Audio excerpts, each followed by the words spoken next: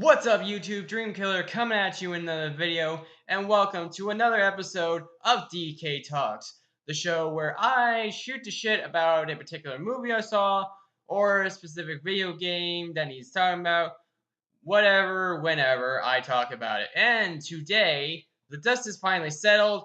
It's time to talk about Suicide Squad. First off, as always, disclaimer, if you have not seen this movie, and by the way, why haven't you seen this movie yet? Go to the theater right now. I will fucking wait. Are they gone?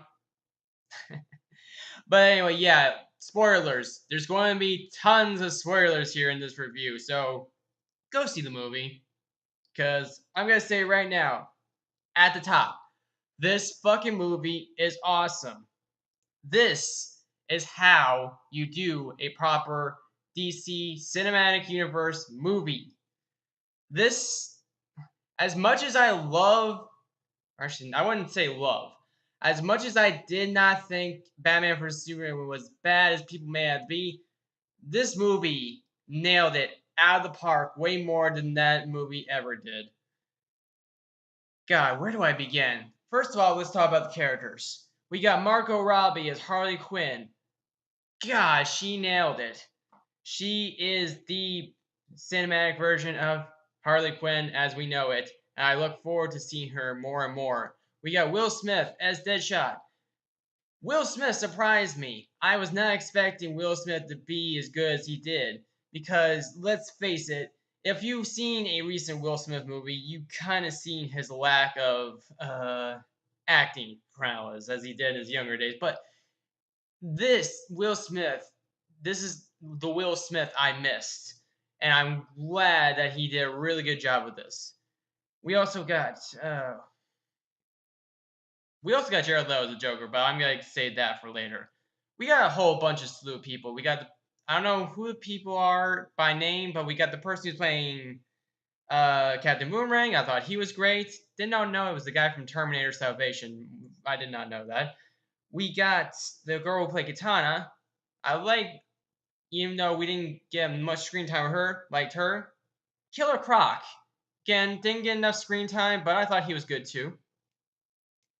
We got the RoboCop playing Rick Flag in this movie, who surprised me the most. I was not expecting to like his character whatsoever, but he actually surprised me. And we got the girl playing June Moon, Dr. June Moon, aka Enchantress, who also did a fantastic job. Now let's get into this. As of course, the movie is about forming the Suicide Squad. It's basically forming a team so that any threat like Superman comes about, that they need a team to form to possibly take on that threat. This comes at the heel of Superman's death. They say, what if a person like Superman comes around and isn't gonna be friendly? They think about that and they form this team. They form a team of villains that they know they can control, manipulate, and bend to their will. And if not, their heads explode. So they entice them to do their bidding. With especially Will Smith's character. They offer him the chance to see his daughter again. Harley Quinn. I don't think they offered her much. There's a whole bunch of backstory as to why the Suicide Squad becomes a Suicide Squad. There's a lot of backstory that's explained towards the beginning of the film, though not as much as I was hoping to. What really disappointed me the most was I was expecting a lot of backstory with Harley Quinn, seeing as this is the first time we get to see Harley Quinn on the silver screen in a live action movie. We've seen her tons and tons of times in animated verse and the video games, but we never got the chance. This is her first debut and in the film, but we didn't get much. We got the flashback of Joker creating her, but it's very short than what they made it out to be for the advertisements of the film. Now, this is what I wanted to get to the most. Jared Leto's Joker. Everyone has been speculating. Everyone was wondering, is he going to fuck it up? Is he going to nail it out of the park? What did I think? He was good. He was good. He wasn't great, but he wasn't terrible. The thing about him is like he had those moments where his mannerisms really fit well and made him for an interesting Joker. But there's just times where there's scenes where he just it's kind of weird. He does weird things that don't really fit the Joker's persona. And I get it, it's a different interpretation of the Joker that we're used to. Thing is, it's just I just wasn't expecting what I was expecting. Another thing too about Jared Leto's Joker is he doesn't get a whole lot of screen time than we had hoped. And honestly, it's to be expected because the movie's about the Suicide Squad, not the Joker. But you know, a lot of us wanted to see what Jared Leto had to offer, and what we were offered in this movie wasn't much. And it leaves us to want more. And I know, like, Jared Leto signed a multi-movie contract, so we're gonna see more of him as the Joker. There's much to be desired with Jared Leto's Joker, and I hope to see more. Maybe he grows from what we've been shown here with Suicide Squad. I really hope so because I do like what I see so far. He's a decent Joker. Will he ever be as good as Mark Hamill or Heath Ledger? Fuck no. Those guys are legends. Even, like Heath Ledger, especially. No one will ever top Heath Ledger at all. And Mark Hamill will always be the voice of the Joker. That's just down plain simple. But Jared Leto has something, and it's something that's to be desired. And I hope we get to see more. So yeah, the Suicide Squad forms. They take on this threat, i.e., the Enchantress. The Enchantress as a villain, I was not expecting to be the villain because they made her out to be a part of the Suicide Squad, which I was surprised. They really hit the fact well that she was supposed to be the villain. They really hit it from the advertisement. And by the way, I praise the advertisement for not showing us too much because it made me anticipate more and more about this film. So yeah, the Enchantress is a villain. Was she a great, decent villain? Not really. I mean, her reasons for being villainy is this, they captured her, enslaved her, and now that she's free, she wants revenge. I mean, it's the typical villainy type thing. But it's what it is. She was a decent villain overall, but not something that's new or original or anything. And yeah, we got the villain, we got the Suicide Squad, and finally, we'll talk about the cameos.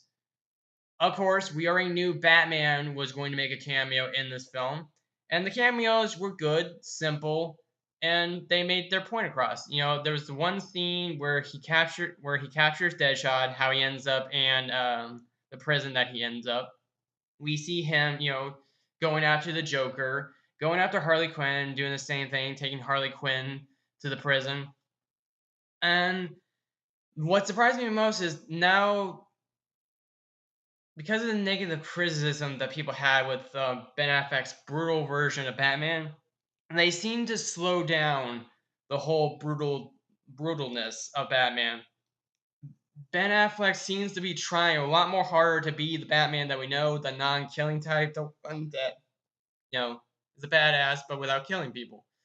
And that's good. It's nice that they're trying to slow down from that, even though I have no problem with Ben Affleck's Batman whatsoever. I've made this point clear that he needs to be Batman for a very good long time because I like what he has to offer.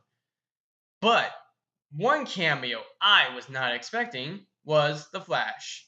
The Flash makes a small appearance in Boomerang's background story. And it wasn't really much of a background story. It was just, him, robbing banks, and finally the Flash captures him and sends him off to the same prison that Batman sends his villains to prison. But I was not expecting it. They didn't show anything about the Flash making a cameo in this movie. Again, I really praise this movie's advertisement because they show very little, and it made me anticipate more and more. It made me uh, see things that I wasn't expecting, including the Flash. So the cameos were great. I really thoroughly enjoyed them. Overall, this movie was fantastic. It had the right amount of laughs, the right amount of seriousness, everything we wanted in a decent DC Cinematic Universe film. You can tell a lot that DC learned their lesson with Batman vs Superman, and they really couldn't afford to fuck up with this movie. And it shows really hard that they actually did their best to give us a very, very fun film to watch. Critics, however, do not agree. And this comes to my rant in this video. The critics destroyed this movie, calling it full of sexualness, gun-loving violence that is absolute chaos, sloppy editing, whatnot. And here I am, and it's like, it's bipolar opinions. Fans extremely disagree with what the critics have to offer, and I'm one of those people. And this is really pissing me off that again, their critics are just wrong. They're just wrong. I never listen to critics, but it's gotten to the point now where I'm getting tired, sick and tired of them touting their opinions and thinking it's just simple truth when it's not. This was a really great film and did not deserve to get the treatment that I got from the critics. So I'm going to tell this right now. Fuck the critics. Go see this movie. It's really great. We need to support this film so we can tell DC that this film is worth our time. This type of style of film is worth our time, and that they can improve upon it from there. We know what we like. Critics don't know what they like. The thing I hate about most about critics is there's this standard that's to be expected where every movie needs to be Academy Award winning gold for it to be, worth anyone's time, and that's just not the case. We don't go to see movies for Emmy winning, Academy Award winning gold. We come there to be entertained. We come to movies to be amused because when we go to a movie, we escape from our reality and go to that reality and we enjoy it. We don't go for the drama. We don't go for, the best acting, the best screenwriting, the best whatever. We go there to have fun. And that's what critics lack the knowledge of. I swear to God, it started all with Roger Ebert and his standards of film critiquing, which spread throughout all of film critics throughout the world. And that standard of critiquing doesn't exist anymore. It just doesn't. This film did not get. This film did not deserve to get the slap in the face that it deserved. Which, again, I'm going to say right now, fuck the critics. Make your own assumption. Go to the movies yourself and make your own opinion. Do not listen to these half-ass know-it-alls who really do not know anything at all. Make your own assumption. That's it. That's my review. The movie was great. Go see it. Support it. Let DC know that we love this and we want to see more of it. That's all. Comments down below. Tell me if you like the film. Tell me you don't like the film. Tell me you don't give a fuck about the film. You don't plan on seeing it. Anything. Comment down below. I always look forward to opinions in the comment section below. And if you like this video, hit the thumbs up button because, as always, my channel grows from those likes. And subscribe because I have many more videos to come like this. Thank you all for watching. I'm Dreamkiller.